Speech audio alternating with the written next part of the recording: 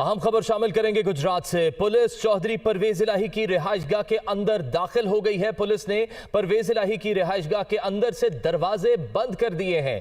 Police और elite force की गाड़ियों ने रिहाइशगाह को हिसार में ले लिया है। पुलिस चौधरी परवेज इलाही की रिहाइशगाह के अंदर दाखिल हो गई है।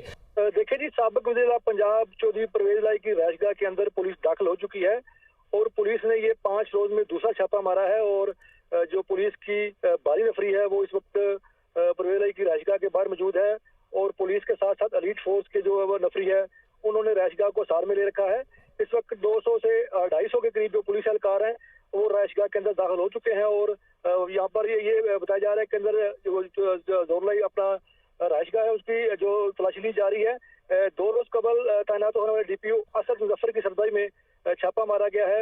ये बताया जा रहा है कि ये चौधरी परवेज इलाही में जो साबिक वज़ीर पंजाब हैं वो तो अब लाहौर में अपनी रिहाइशगाह पर मौजूद है और इस वक्त ना तो कोई फैमिली का मेंबर यहाँ पर मौजूद है। जो पुलिस उनके मुलाजमीन है वो इस वक्त रिहाइशगाह पर मौजूद है।